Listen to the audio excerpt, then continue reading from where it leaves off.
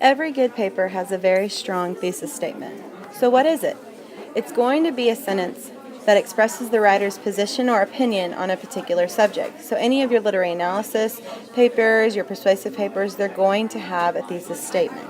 The reader assumes that it's going to be supported by text evidence because you're going to spend the rest of your time proving your thesis statement. So, where does it go and what does it include? It's going to appear at the beginning of an essay, in the first paragraph. And it's going to reveal the opinion that your paper will defend. You're going to include the subject, some specific aspect of a selected piece of literature, and usually it's going to be the abstract portion of the writing prompt. And it's going to include your opinion about the subject. And that actually is the most important part. Your opinion is what you are going to prove in your paper. So a lot of times in literary analysis or even persuasive papers, your prompt will look like this. Read the passage carefully in a well-written essay. Explain how the author uses imagery, figurative language, and detail to characterize Scrooge. You want to take note that you do not want to reword the prompt. You do want to answer the question of the prompt and always have your opinion. So when you're looking at your prompt and you're figuring out what you're actually going to be writing about, there's two things that you need to question. What is the subject? That prompt that we looked at is looking at Scrooge's character. The other part is, how does the literary elements reveal that characterization? That's going to be concrete, but that's going to be your opinion. And that's what you're going to prove. So let's look at some sample thesis statements.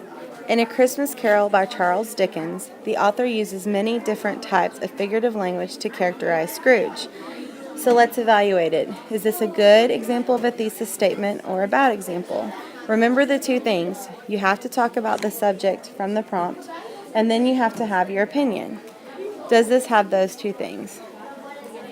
For the subject, Scrooge's character in A Christmas Carol. Okay, but is it telling you what type of character? Is he greedy? Is he cold-hearted? And this doesn't do it.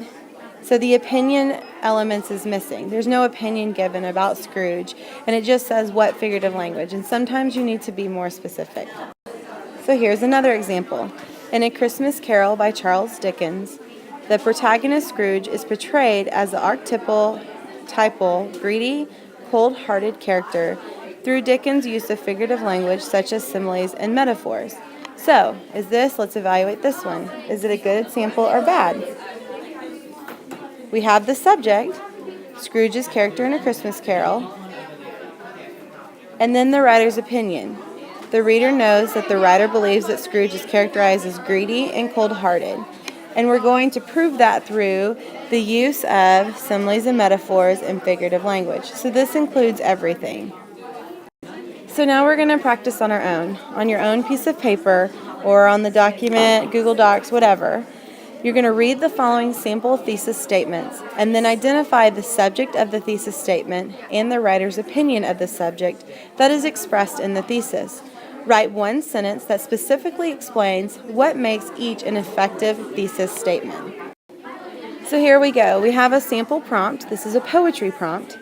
Read the following poem carefully. Then, in a well-organized essay, analyze how the speaker uses literary techniques to reveal his attitude toward the subject of the poem. Here's your sample thesis statement. In Holy Sonnet 10, Don's use of personification and mocking comparisons clearly reveal his disdainful attitude toward death. So, on your piece of paper, what is the subject? What is the writer's opinion about the subject? And is this thesis statement effective? And why? Sample number 2, your prose prompt. Read carefully the excerpt below, in which the speaker tries to explain his action to his children. Then, in a well-developed essay, explain how the speaker's language clearly reveals his attitude toward what he is doing. So here's your sample thesis statement. In the excerpt from Harper Lee's To Kill a Mockingbird, Atticus's strong diction and religious references reveal his unwavering belief that his defense of Tom Robinson is both moral and mandatory. On your piece of paper, Google Doc, etc., what is the subject? What is the writer's opinion about the subject? This thesis statement is effective because